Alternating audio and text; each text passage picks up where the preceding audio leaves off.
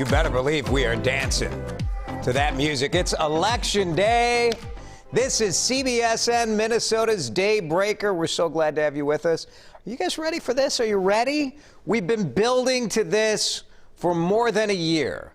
From the caucuses in Iowa, the first primary here in Minnesota. You think about that, it seems so long ago, through a pandemic, through the largest field of candidates to challenge President Trump that the Democratic Party has seen.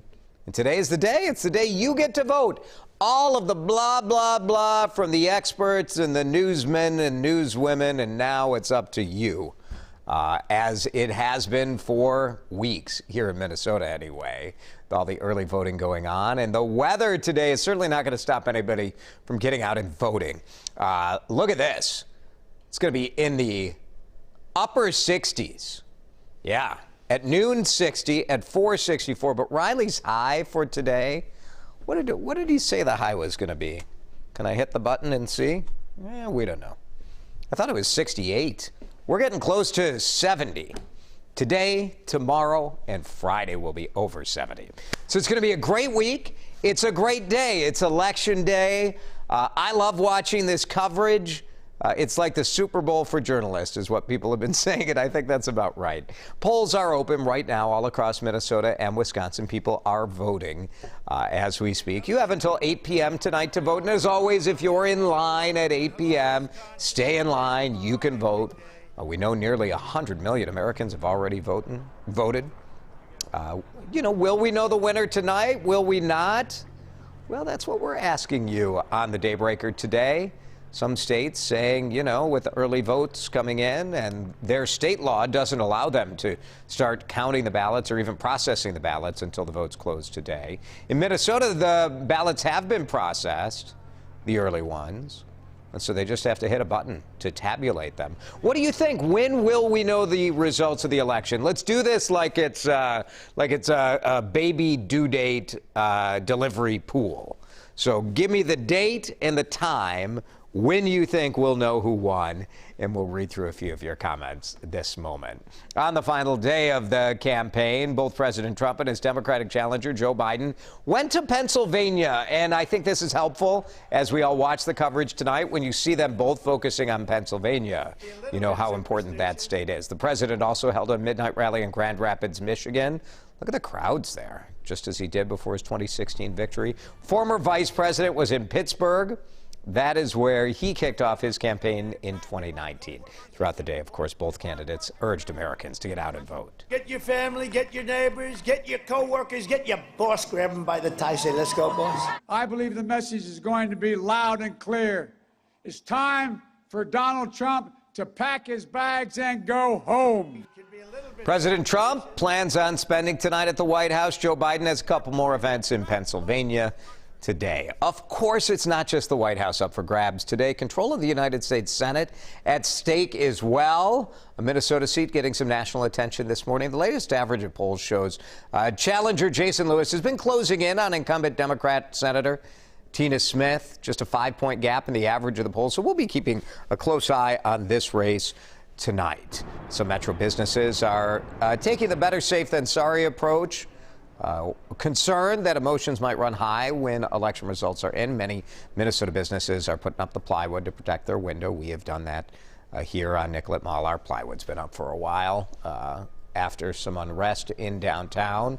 We've also learned Minneapolis police sending in extra patrols, Minnesota National Guard on standby. So everybody's kind of ready just to see if anything should happen in the coming days.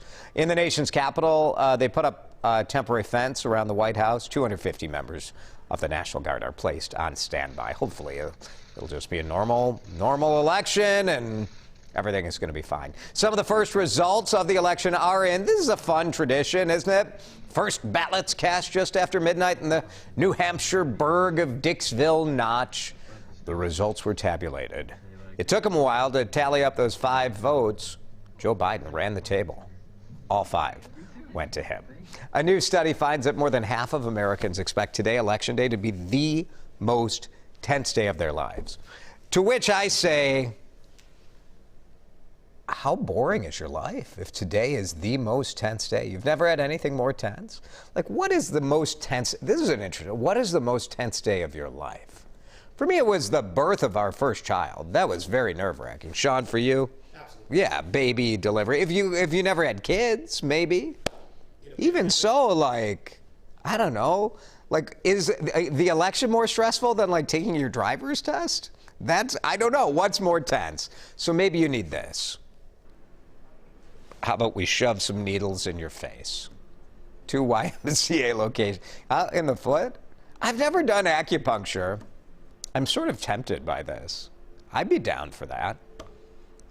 You don't have to be a member of the Y to get this at the Blaisdell Y in Minneapolis, the Midway location in St. Paul. This is part of a bigger program that's meant to help with all the stress that Minnesotans are kind of carrying around in their bodies during the pandemic, during a reckoning on race and a contentious election. It's also really important for us to acknowledge that this is a stressful week for us all.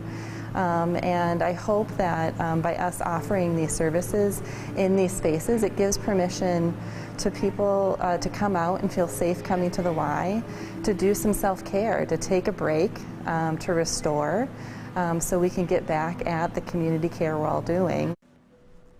I mean, you got to take care of yourself, right?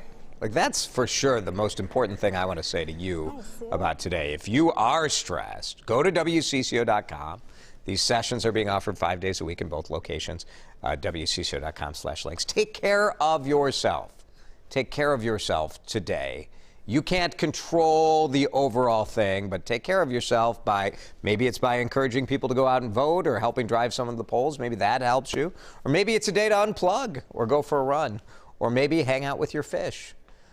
And if you are a fish owner, I caution you, don't get rid of your fish by dumping them into a lake. In Chaska, they recently had to remove 50,000 goldfish from a couple of lakes. Goldfish, they're beautiful, but they're also invasive to natural wildlife. You know, goldfish aren't exactly a native to the Carver County water system. Carver County took thousands of them from an inlet that was connected to Big Woods Lake, part of a 3-year plan to try to manage it and get them out of there. So goldfish are pretty hardy, and they started multiplying most likely after somebody released their pet fish into the lake. Also, from the Do Not Do This file, Wisconsin troopers say, don't put your snowmobile on the roof of your Toyota Corolla. Troopers on Highway 63 in Polk County, Wisconsin, saw a guy driving around with a snowmobile on the roof of the car. Minnesota license plates. Come on, Minnesota. This is like Wisconsin kind of behavior, isn't it? Like, you expect this from some goof nut from Baraboo or, I don't know, Racine, Waukesha. Minnesota, you're better than this. The State Patrol reminds you, you know, get a trailer. Trailers are expensive, though. If you've got a snowmobile and you need to haul it around, what are you supposed to do? You can't tow a trailer with a Corolla, can you? All right, enough of this. We're just going to sit on that picture all day. Let's get back to our talker. When do you think we'll know a winner? Simon. Think we'll have an idea of who won today. Might see some challenges. Guessing we'll see finalized results 11/10. Do you think it means November 10th? That's a week from today. Thanks, Simon. Jen Christensen says Friday at 8 p.m. All right. Ashley Rollwagen is saying November 16th. Ashley, not optimistic for that's almost 2 weeks from today at 5 p.m. I like it. Maggie May says if not today, then later this week by the end of the business day. Vote. Good message, Maggie. Thank you. Stephen also going Friday the 13th. Oh, I like that, Stephen. All right. Could be. Becca says tomorrow morning, 9 a.m. I mean, I would hate that, Becca, because then CBS would probably knock mid-morning off the air. Just selfishly, I would like results to be either done, ideally in the overnight hours, like 1, 2 a.m., so we could be your first place to share that news. Carla says not till Friday, lots of ballots to count. That's good. I think everyone's been conditioned that, like, this may take a while. It doesn't mean that things are going haywire.